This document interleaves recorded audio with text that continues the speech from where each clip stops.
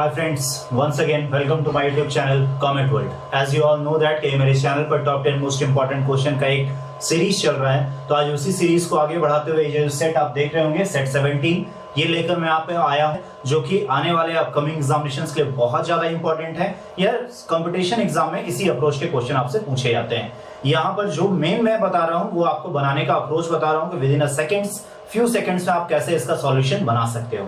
तो बिना कुछ देर किए हुए मैं चलता हूं। पहला क्वेश्चन आपके स्क्रीन पर आता है, जैसे क्वेश्चन आएगा वैसे ही आप वीडियो को पॉज करना और खुद से बनाने की कोशिश करना और उसका answer along with the time मुझे कमेंट सेक्शन में बताना। साथ ही साथ जो लोग नए हो पहले सब्सक्राइब कर लो और जो लोग पुराने हैं पहले वीडियो को देख लें और फिर लाइक करना बिल्कुल भी ना भूलें। चलते हैं पहले क्वेश्चन की ओर, the first question of the day.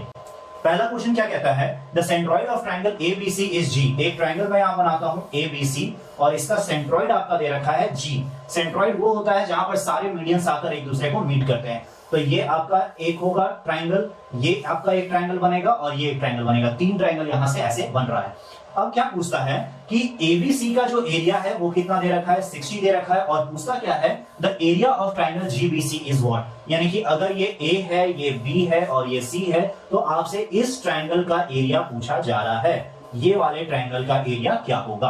तो यहां पर देख लो कि टोटल ओवरऑल कितना है 60 और इक्वल तीन एंगल बनते हैं, क्योंकि सेंट्रॉइड से जो भी ट्रायंगल बनते हैं वो इक्वल पार्ट में बनते हैं। तो अगर मैं 60 को 3 से डिवाइड कर दूं तो ये क्या हो जाएगा 20। दैट मींस ये भी क्या होगा 20 का, ये भी होगा 20 और ये भी होगा 20। और देखो तो तीनों 20 को मैं ऐड करूंगा तो ओवरऑल आपको क्या हो जाएगा 60। तो पूछ रहा था जीबीसी का एरिया और जीबीसी का एरिया क्या हो जाएगा, option number D that is 20।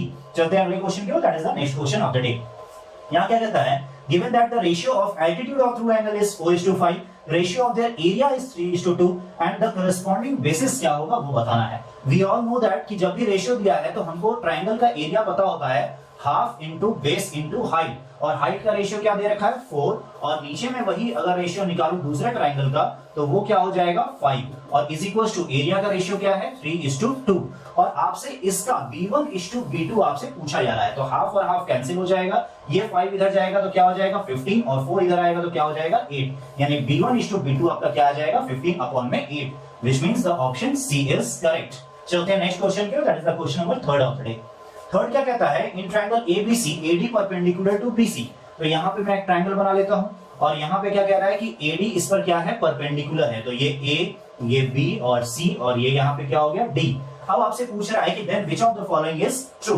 तो इंस्टेड ऑफ कि आप AB स्क्वायर का वैल्यू निकालो, AC स्क्वायर का वैल्यू निकालो, क्या करते हैं थोड़ा सा ट्रिपलेट रूल। ट्रिपलेट रूल मैंने आपको बताया सबसे बेसिक ट्रिपलेट क्या होता है 3, 4 और 5। तो अगर मैं परपेंडिकुलर को 3 ले लूं तो ये बेस हो जाएगा 4 और हाइपोटेनस क्या हो जाएगा 5। ठीक उसी तरह से इस ट्रायंगल की बात करूं तो यहां भी ये 3 तो ये 4 और ये क्या हो जाएगा 5। और अब मैं ऑप्शन को चेक करता हूं, सबसे पहले फर्स्ट ऑप्शन को चेक करता हूं। तो क्या होता है AB स्क्वायर यानी कि 25 minus BD square that means की 16। 25 माइनस 16 क्या हो जाएगा 9। बीच में क्या है is equals to AC square, AC आपका क्या है 5 दैट मींस 25 और CD क्या है 4 16 15 25 माइनस 16 क्या आ जाएगा 9। और ये चूंकि इक्वल हो गया that means option A correct है। ये सारे में से कोई भी करेक्ट नहीं होगा, आप खुद से रख के देख लेना। वीडियो लंबा ना हो इसलिए मैं सारे ऑप्शन पे डील करके नहीं दिखा रहा हूं। ना आए तो प्लीज मुझे कमेंट करना और अच्छा लगे तो प्लीज वीडियो को लाइक करना और कमेंट के वाया मुझे अप्रिशिएट करना। और अगर किसी क्वेश्चन में पर्टिकुलर आपको सेपरेट डिस्कशन की जरूरत है तो आप टेलीग्राम चैनल पर मुझसे मिल सकते हो जिसका लिंक डिस्क्रिप्शन में है। चलते हैं नेक्स्ट क्वेश्चन की ओर, that is the question number 4th of the day. Fourth क्या कहता है कि किसी एक ट्रायंगल में इंटरनल बाइसेक्टर बी और सी का, ये देखो बी और सी का जो है वो कहां मीट करता है ओ पर। तो ये ओ हो गया, ये ए हो गया, ये बी और ये सी।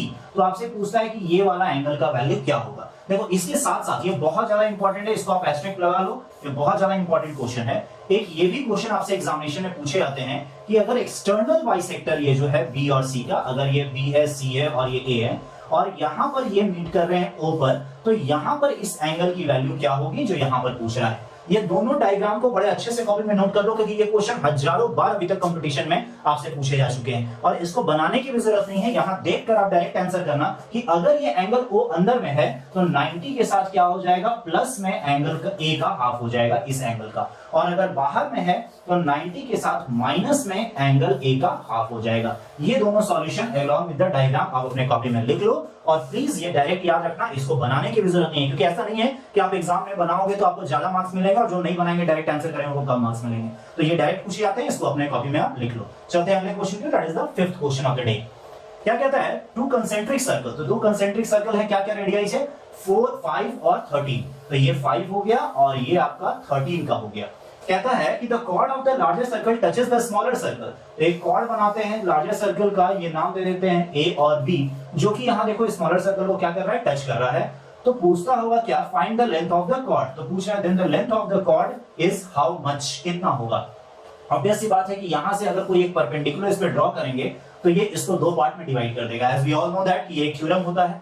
उसके बाद हम क्या करते हैं, अब ट्रिपलेट का यूज करते हैं। एक ट्रिपलेट मैंने आपको बताया था 3, 4, 5 और 3, 4, 5 के बाद एक बताया था 5, 12 और 13। तो अभी मैं 5, 12 और 13 का यूज कर रहा हूं, इसलिए कहता हूं कि सारे वीडियोस को देखा करो, क्योंकि जो मेरा शुरू से वीडियो अभी तक देखते आए होंगे 16 वीडियो, वो अभी इसका पता होगा कि ट्रिपलेट क्या होता है और कैसे यूज करते हैं। इसलिए अभी तक आपने नहीं देखा है तो प्लीज आप उसको देख लें।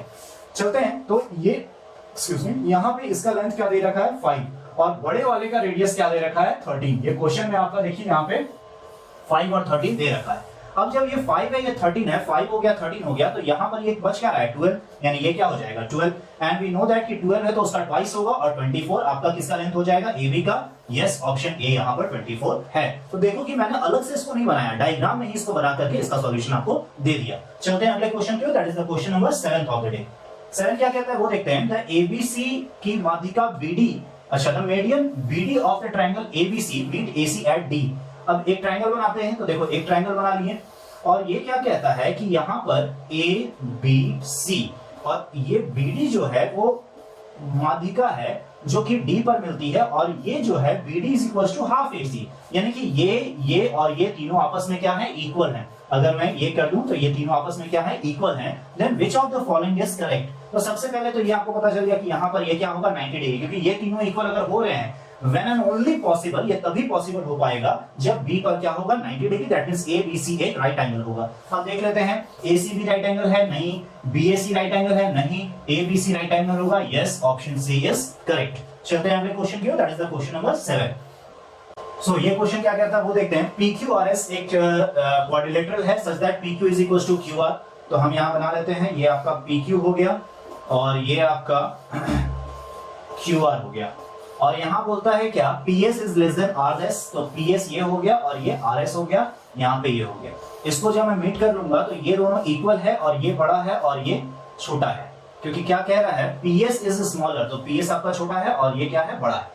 अब पूछता क्या है वो जरा देख लेते हैं कि which one of the following is correct. तो यहाँ पे मैं देखो ये दोनों इक्वल है, तो इस ट्रायंगल की अगर मैं बात करूं तो इस ट्रायंगल में ये और ये भी आपस में इक्वल हो जाएगा, दिस और दिस, ये 1 हो गया, ये 2 हो गया, और यहाँ पे देखो ये बड़ा है तो इसके सामने का एंगल क्या हो जाएगा, ये बड़ा, और ये क्या है, छोटा है, तो इसके सामने का एंगल ये छोटा हो जाएगा, तो ये बड़ा हो गया, ये छोटा हो गया। तो ये इसको मैं नाम दे देता हूँ 3 और इसको 1 दे देता हूँ नाम। तो यानी कि एंगल 3 जो है बड़ा है, तो ऑब्वियस सी बात है ग्रेटर, और एंगल ये आपका 4 अगर लेता हूं तो एंगल 4 आपका क्या हो जाएगा, छोटा। इसको मैंने लिख लिया।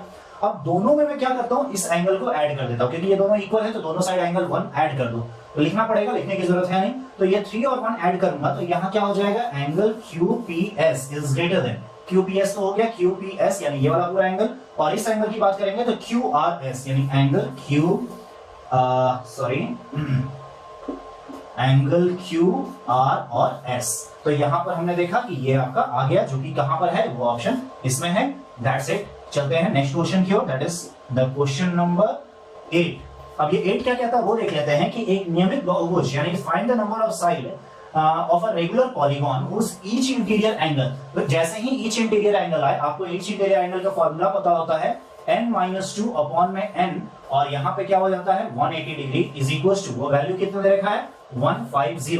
अगर इसको सॉल्व करो तो 0 0 3 5 या 15 और 3 6 या 18 हो जाएगा, और इसको अगर सॉल्व करूंगा तो 6n होगा और यहाँ 5n, 6n माइनस 5n क्या बचेगा n, और ये 6 2 12। तो ये केवल सिंगल लाइन सॉल्यूशन था। ये देख लो इसका साइड क्या आ जाएगा आपका 12। अगर किसी क्वेश्चन में पर्टिकुलर डिस्कशन की जरूरत है या किसी एक क्वेश्चन में जरूरत है तो प्लीज आप टेलीग्राम पर आकर वहां मुझसे बात कर सकते हो और बता सकते हो कि क्या आपको डिस्कशन आ रही है। चलते हैं यहाँ पर यानी क्वेश्चन नंबर 9 की ओर। यहाँ कहता है number of side of a polygon whose internal and external angle differ by 132 degree. तो इंटरनल एंगल अभी मैंने बताया था, फॉर्मूला क्या होता है n-2 इंटू 180 अपॉन में n माइनस 360 अपॉन में n is equal to value कितना दिया है 132। तो ये सिंगल अप्रोच ध्यान दे दो, क्योंकि ये वाला फॉर्मूला जो है वो इंटीरियर एंगल का और ये वाला जो है ईच एक्सटीरियर एंगल का फॉर्मूला है। आइदर आप इस लीनियर इक्वेशन को सॉल्व कर सकते हो या फिर आप यहां से n की वैल्यू रख सकते हो। तो ज्यादातर अच्छा रहेगा सॉल्व ही कर लेते हैं इसको। यहां देखो ये 180n है और ये एलसीएम लेंगे तो 132n, यानी माइनस होकर इधर क्या बचेगा 48n।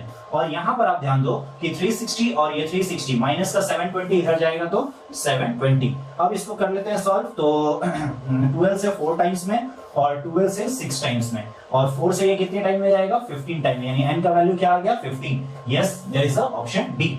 चलते हैं next question, that is the last question of the day. और जैसा आप देख रहे हैं वो क्या है, क्वेश्चन ऑफ द डे, यानी इस क्वेश्चन को आपको खुद से बनाना है और क्या आंसर आया और कितने देर में आंसर आया वो दोनों चीज कमेंट में करके बताना है। साथ ही साथ पर्टिकुलर क्वेश्चन में अगर आपको दिक्कत है, डिस्कशन की जरूरत है, तो आप टेलीग्राम चैनल पर आ सकते हैं। कमेंट वर्ल्ड नाम का चैनल है जिसका लिंक डिस्क्रिप्शन में है। वीडियो को लाइक करना बिल्कुल नहीं भूलना।